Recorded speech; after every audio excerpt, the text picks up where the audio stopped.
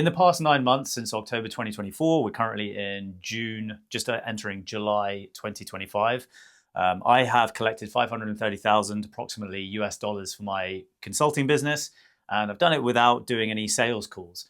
And so in this video, I'm going to walk you through my three-step framework for being able to close people in the DMs with what I call my chat to close system. And you might be one of the types of people who kind of like me. I don't mind sales calls, but I was like, I think there's a more effective way of getting people into high ticket services without spending your one-on-one time trying to convince and persuade them. And so this was actually brought up by a question that I had from a client who recently asked me. He was like, Tom, I just don't know if I have the faith in being able to drop sales calls completely, because he's currently using sales calls to be able to get high ticket clients, and that's working for him. And I said to him, I'm like, look, inherently there's nothing wrong with sales calls. It is just something that if you want to eventually move to a point where you're not doing sales calls, then you can just know that that absolutely does exist. Because the truth is that in October 2024, I made what felt like a massive leap of faith. So at the time I was living in Cape Town for a couple of months, trying to escape the bullshit winter that we have in the UK. And I was like, you know what, screw it. I am going to go all in on not doing sales calls to get people into my business. And the funny thing is from that moment onward was when my business exploded. And so I kind of have some theories about that. And I think the main theory is that by taking away the time that I was spending on sales calls, I was able to redirect that energy and time into my clients and into stronger marketing that helped create the kind of things that we're going to talk about today. And that helped me just explode my business. And so I haven't done any sales calls for like 9 months now. I intend to never do any sales calls for the rest of my life. And I truly believe that the way technology is moving with the introduction and pace of innovation with AI, and I think also just the way that the younger generations prefer to buy things, absolutely sales calls are going to be dusted within the next like 5 to 10 years. So I really wanted to just be ahead of the curve. And the cool thing is I'm helping my clients now be able to do this too. And in my opinion, it's way more fun, way less stress. You can redirect that energy into doing the things which actually, you love doing, which for me is helping clients and creating content. And what this is about is ultimately it's about the difference between what I call marketing-based conversion and sales-based conversion. And so I run a model which is based on marketing-based conversion, the idea that strong marketing equals easy sales. And so instead, I don't have to worry about jumping on calls and trying to persuade people to work with me one-to-one. So let's talk about our three-step process for our chat to close system. And before we do that, let's put 30 minutes on the clock. And if you don't know who I am, hey, my name's Tom Youngs. I'm a consultant. I'm a coach. I'm a guide. I kind of help people grow their businesses. I run an accelerator program called Scale 20. And yeah, I mean, we help people get to their next 20K monthly goal. So it's kind of makes sense, right? So we tell them to go from kind of 6 figures all the way up to 7-figure run rate. And yeah, if you're interested in finding out more about that, just hit the link below and just DM me 77 on Instagram, and I'll send you all the details. Because I think you should work with me, because I think it would be fun. Okay, so let's walk through the chat to close system. It's made up of 3 components. The first one being brand. So the first thing that you need to be able to close people in the DMs is brand. And brand is leverage, and leverage is trust. No trust, no chat to close. It's a really simple equation. It's like to be able to close people in the DMs, you need to have a really high level of trust that they're like, okay, this is the person. They need to feel like they know you like a best friend. And I've got a bunch of things that I do to build that up. And it's based around the idea that Google kind of dropped on us a couple of years ago, the 7-11-4 rule, which is they looked at like nearly 3 decades worth of online buying data. And they found out that on average, for someone to buy something online, they needed to consume 7 hours of content across 11 different touch points and over 4 different formats, styles of content. So long form content, short form content, emails, carousels, whatever it is, just 4 different formats. And everything about my one simple flywheel model, which allows us to close high ticket, for me, like upwards of 20K sales, deals without sales calls, is that I've built a huge amount of brand, which has resulted in leverage and has resulted in trust.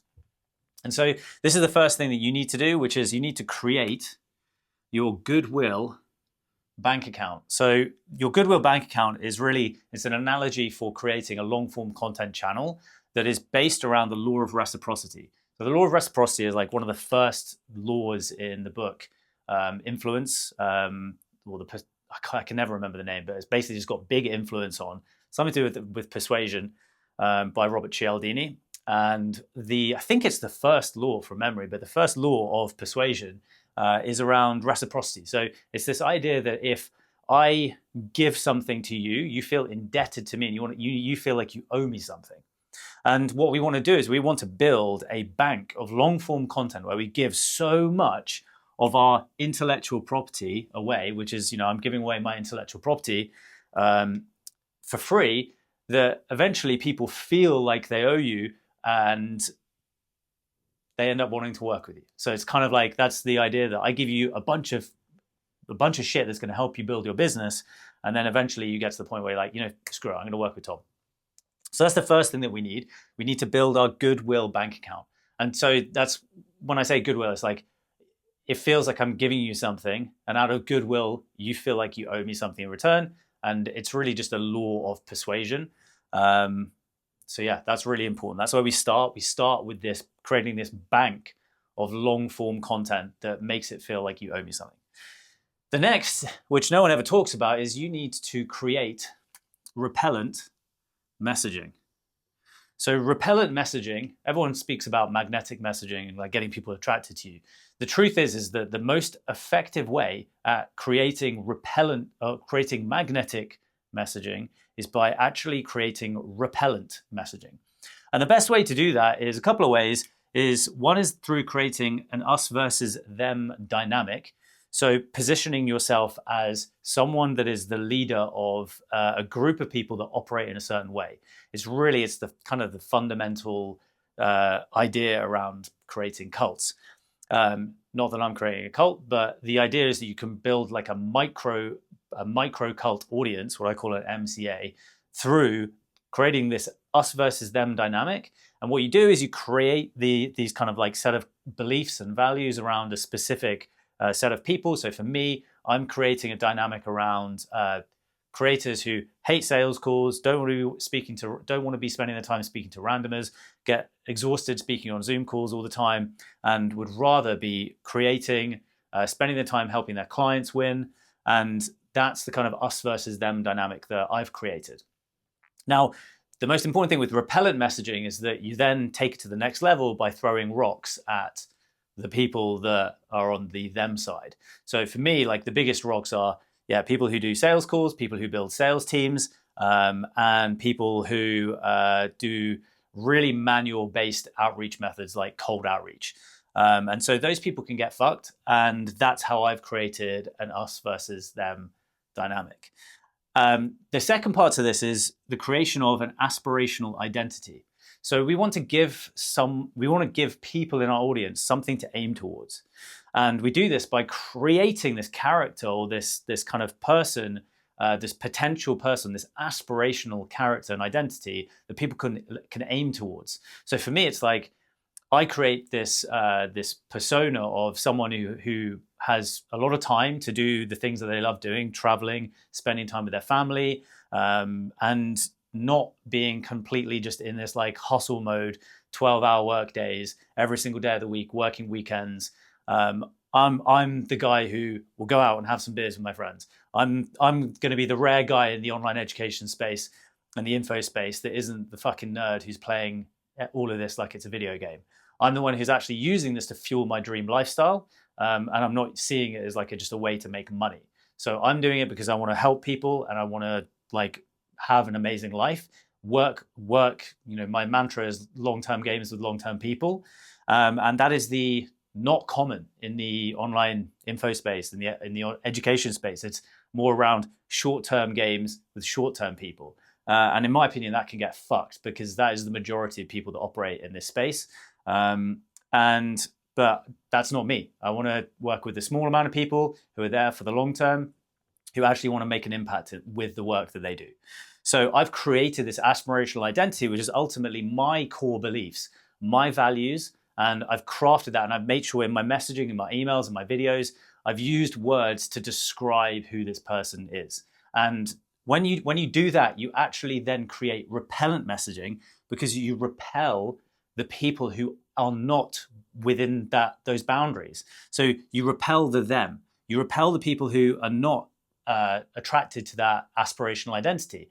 And I'm very practiced at this now, but I do it on purpose because there's no point in having people in my audience who are never going to work with me or don't like me. And so I actively try and repel them. I'm like, look, if you don't like what I do, you can fuck off, mate. You may as well piss off, because there's someone else. There's some other nerd that you can go listen to that's going to help you build all your systems out using Miro boards and all of the weird stuff that all of these other guys do. I ain't that guy. I'm just going to help you make a banging business that helps people get incredible results. And I think that's pretty cool. Okay, so the final part to brand and creating brand and leverage and trust is probably the most important part of this, is proof. It's the actual evidence that you can do what you say you can do. Because proof equals persuasion. That's the simple equation here. The more proof you have, the more case studies you have, the more testimonials you have, the more evidence of wins that you have, the higher your proof is, and the easier you'll be able to persuade people, and the more leverage you'll have, and the more trust you will have. And that is the core foundation of what we're going to talk about, which is the actual doing of the stuff.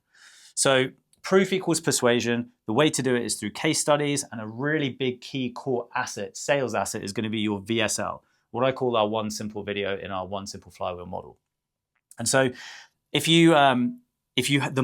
really quite simple. The more case studies you have, the more money you'll make. And that's why it's I really love the kind of chat to close system, is because what it allowed me to do is take that time that I was spent on sales calls and redirect that into my clients actually winning, which then acted like this, ultimately acted as my flywheel.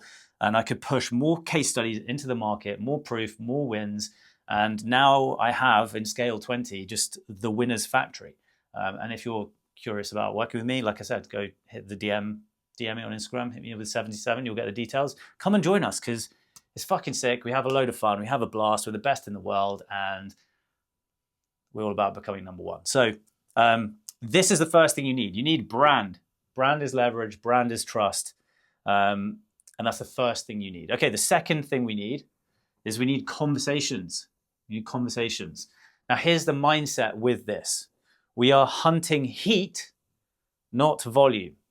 We are hunting heat, not volume. What does that mean? So with sales-based conversion, so the opposite of what I do marketing-based conversion. With sales-based conversion, which is typically where people will use funnels rather than what I use, which is a flywheel. Funnels requires shitloads of lead volume.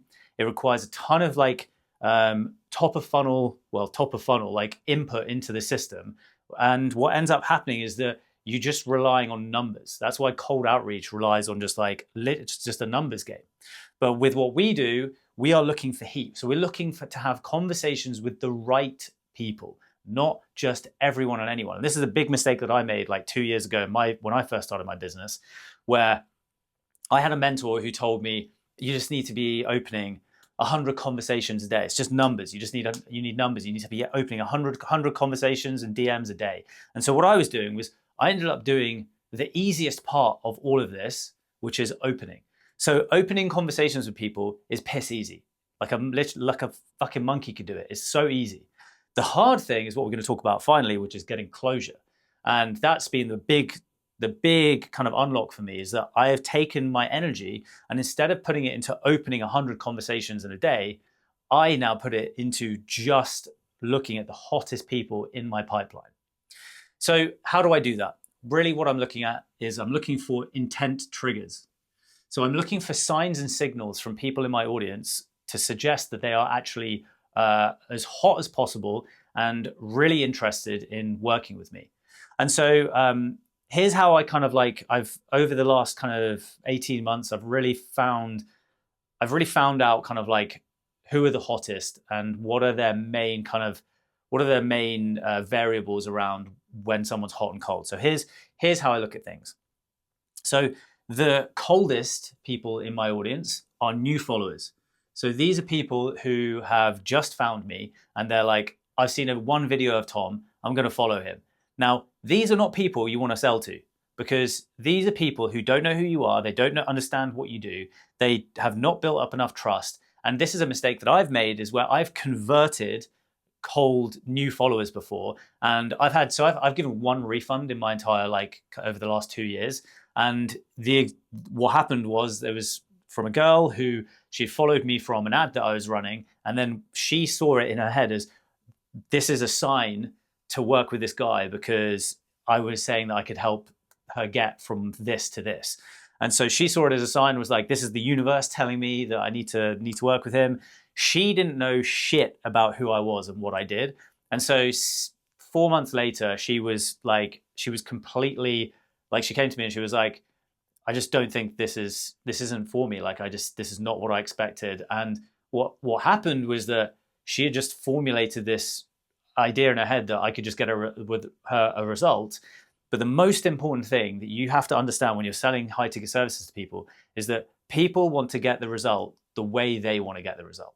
And so she actually didn't know, because she hadn't consumed any of my other content. She hadn't even consumed a VSL. She hadn't consumed shit. And so when she converted, she was cold as, and then that's what resulted in me having to give a refund. And so that taught me, actually, I was like, okay, I want people consuming as much content as possible so they have as much belief, faith, and they are as all in when they get working with me, because I know how Tom works, I know how he operates, I know what his model is, and I know this is the thing for me.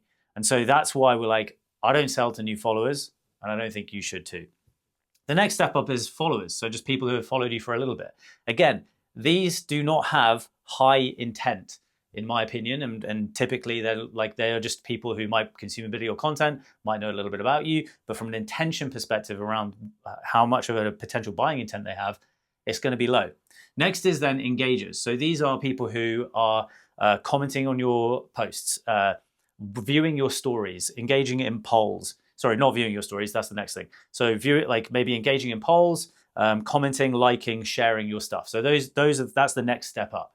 The next one up though is like stories. So people who are watching your Instagram stories. This is why I love Instagram as my kind of short form channel, because you can really tell the people who are actually engaged in you, seeing your wins. If you're sharing client wins, sharing your stories, sharing your lifestyle, sharing your thoughts, your unique perspective, stories are an amazing intent trigger.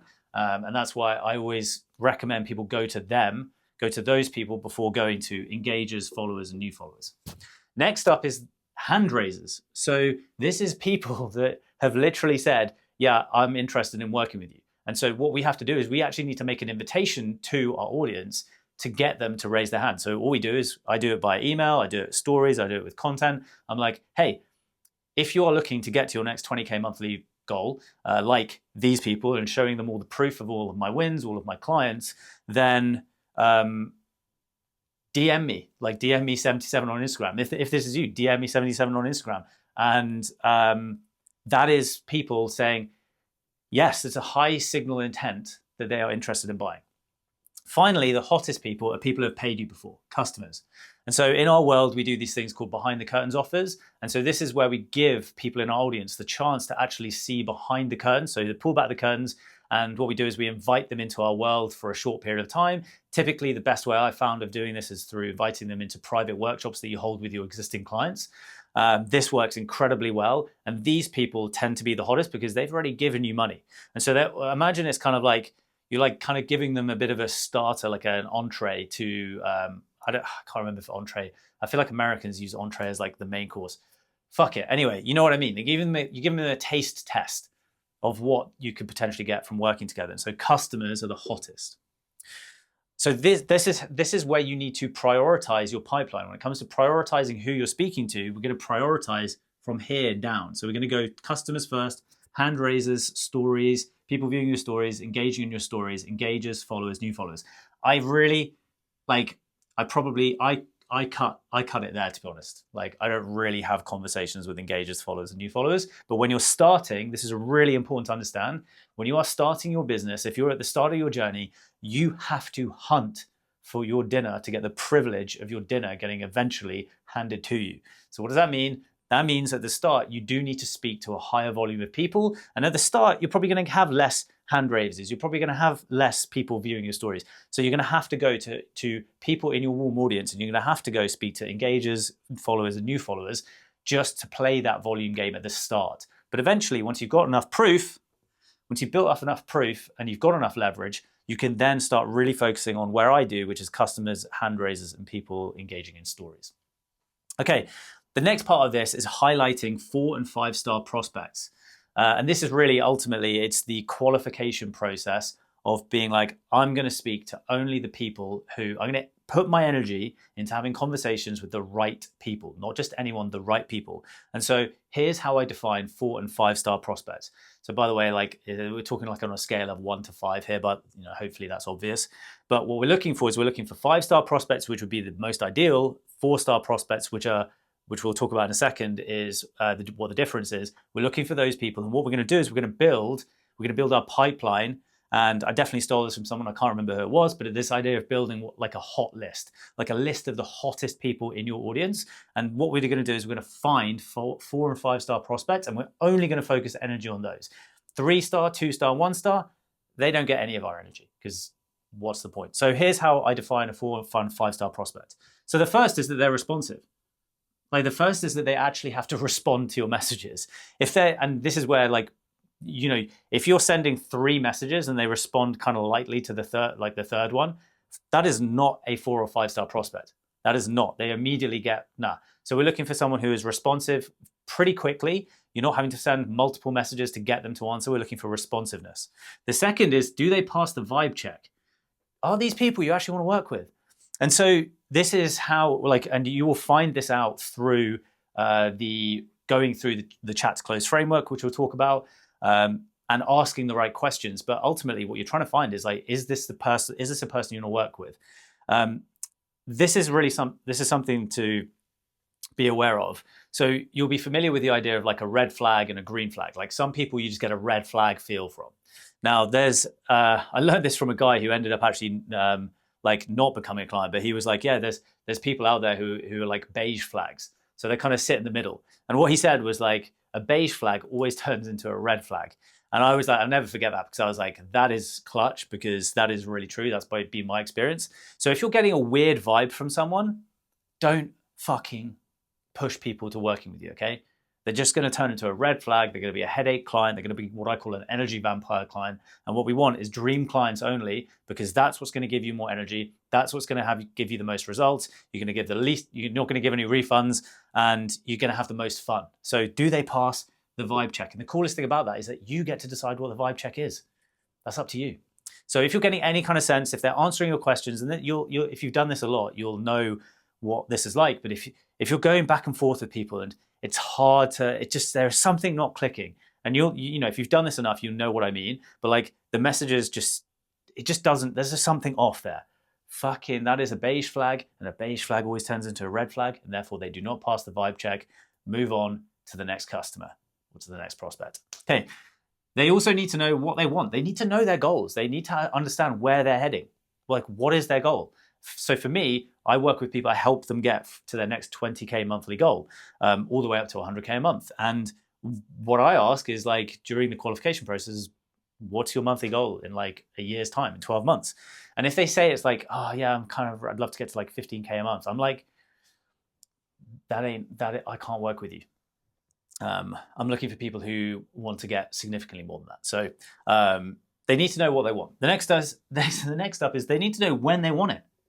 And this is the difference typically the difference between a 5-star and a 4-star prospect. The final one is they would actually like some help. They actually would like some help from you. But the difference between a 4-star and a 5-star prospect is when they would like that help. So I'll keep it dead ass simple here. 5-star prospect is they would like the help now. Okay, that's 5-star. 4-star prospect is that they know they would like some help, they just don't know when. They might say this is when typically they'll come up with some potential objections around, yep, I don't have the money right now. I'd love to do this down the line. Now, what I've kind of learned is that I've now moved on from trying to persuade people to go from when to now. I'm like, if now isn't the right time, I'm not going to convince you. Now, the truth is that I definitely lose out on a lot of sales by doing this, because what we're trying to do is we're trying to get people, when we're trying to work with people for high ticket services, we need to get them off the fence. We need to get them to commit to actually making a change in their life. And sometimes people just will not accept the responsibility of making that decision. And so I know that there are a lot of people who they will say, oh yeah, I'll work with you in the future, who just never come around because they never get their ass off the fence. And so there is some like element of you need to figure this out. But if like, what I do is I challenge people. So I take them through my objection handling framework in the chat. I'm like, okay, so just, are you cool just being open with me? Like, you know, if money wasn't an option here or wasn't a challenge, would you want to do this? Would you do this? And then working them through. It's the same thing you would do on a sales call. We just do it in the DMs.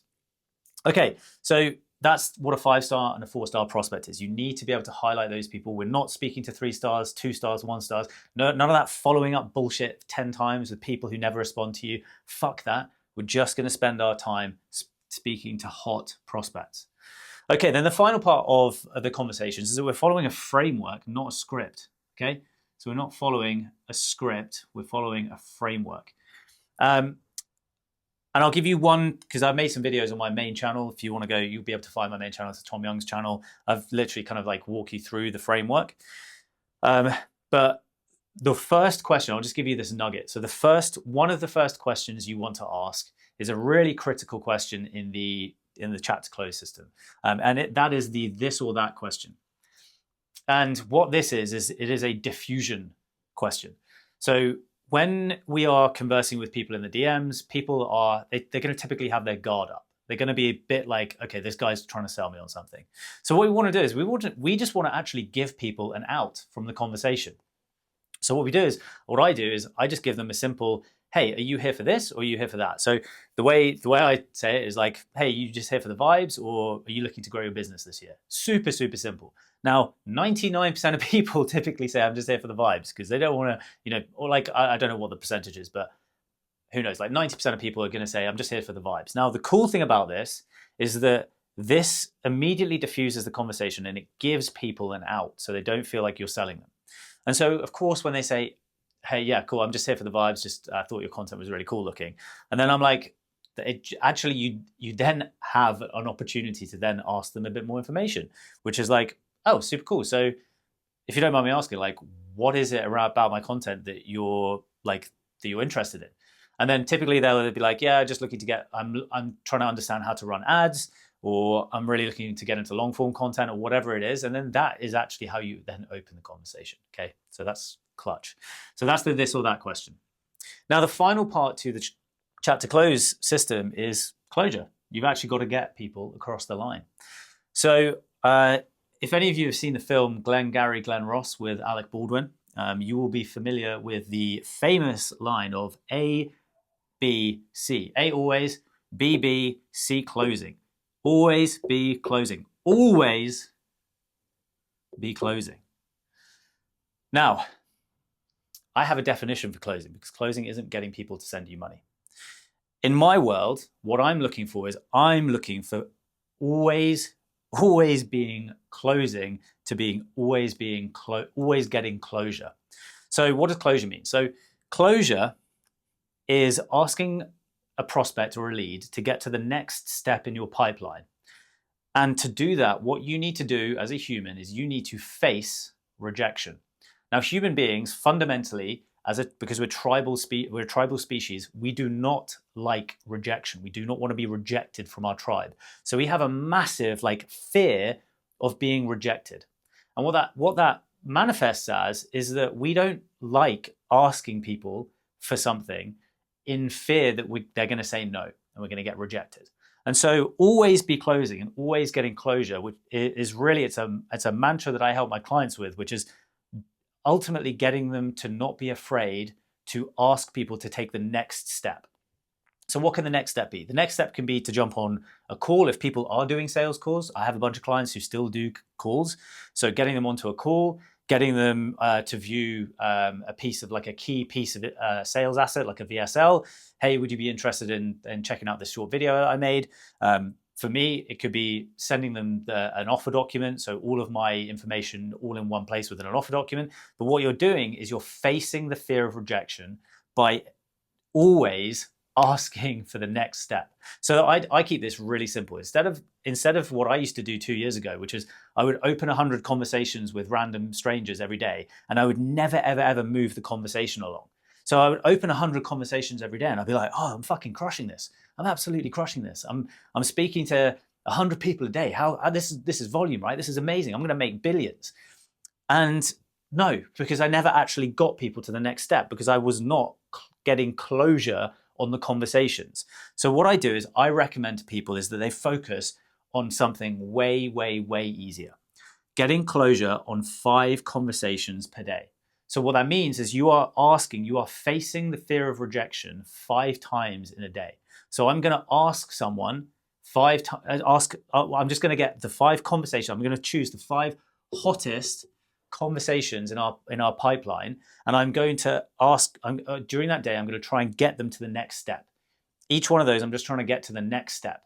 So if it is, okay, I'm trying to get someone onto a triage call or someone to view an offer document, I'm going to make sure I've got 5 people, I've highlighted who those are, and by the end of the day, I'm going to have asked to get them to the next step and aiming to get closure on that conversation.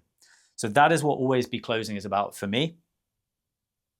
And then I've got a few little elements here, which are they're kind of like, yeah, they're like the final polish to the entire system. So a really common challenge that people face is that when they make an ask and they say, hey, would you be interested in working with me? The prospect will say no. And this happens typically because we haven't stretched the pain gap enough. So what we need to do is we need to, and I'm sure some of you be familiar with this, but this idea of bathing people in their pain. And so after we've gone through the process of figuring out where their goals are, which is what we do, but first beforehand, what we then do is we get them clear on their vision, and then we're like, okay, so what is reality looking like for you right now? And when they tell us this, they're like, yeah, I'm kind of stuck. I just haven't been able to get past 10K a month for like 2 years. And what we do is we make them really feel that pain. And once we've done that, that's when we'll get people off the fence. So stretching the pain gap is what gets people off the fence because it gets them to take action now. Finally, what I do is I send them a simple offer document. And look, if you want to find out what mine looks like, just DM me 77 on Instagram, click the link below, and I'll send it to you so you can see exactly what it looks like. And yeah, this is an offer document that's made me over $500,000 in the last 9 months, so it definitely works. And yeah, this is the final part of the puzzle, piece of the puzzle for me. And one addition that I've made in the last kind of like few months is I've made a short 15-minute FAQs video. So answering all frequently asked questions that potentially could be, it's basically diffusing objections within a single video. So I handle all these objections. I don't have enough money. Now's not the right time. My wife doesn't want me to fucking invest in another coach, whatever bullshit excuse. And I attack all of those in a really short little video, and I explain exactly what it looks like for someone to work with me. Again, if you want to see this, just DM me 77 on Instagram. You'll see exactly how I do it. You'll go see the FAQs video. You'll see how I do it. Okay, and then the final piece of the puzzle. We're actually going to make some money now, okay? We're going to make some money. And the way we do that is we hold their fucking hand into land, okay? We hold their hand into land. I realized that when I make buying decisions about buying from new mentors, and I've probably invested over $100,000 in the last like 12 months into mentors and education, and I need them to hold my hand to process the transaction. There is nothing that is going to get me thrilled about sending over 20 grand or 10 grand or 5 grand. And it's the same for every human. So I realized this. I was like, oh shit, actually, when I need someone to help me kind of be like, yes, it's just here's the link, do this. And so what I started doing is like, I just now send the link out and make it really easy for as many people to just take the leap of faith as possible. And then I make sure that and then I'm like, hey, here's the next steps, and we spell out the next steps. So it's really, really key. And we get them feeling, okay, comfortable, I'm in the right place. And I have like a enrollment flow that I take people through. Again, like if you want to be one of my clients, you'll find out what that looks like. But it's making them feel safe so that they're willing, they're like, okay, I'm cool, this is the right thing for me, I'm gonna do this. And then, yeah, the final thing to add to this is that if you make it easier for people to start with you by having payment plans, split pays, monthly payments, whatever it is, just whatever you do, just do not do weekly payments. That is the biggest dipshit move that I made last year. I ended up attracting headache clients, and that was an absolute shit show. So don't do weekly payments. But yeah, that's how I do chat to close. That's how I've made over $500,000 in the last 9 months without doing any sales calls, which I think is sick.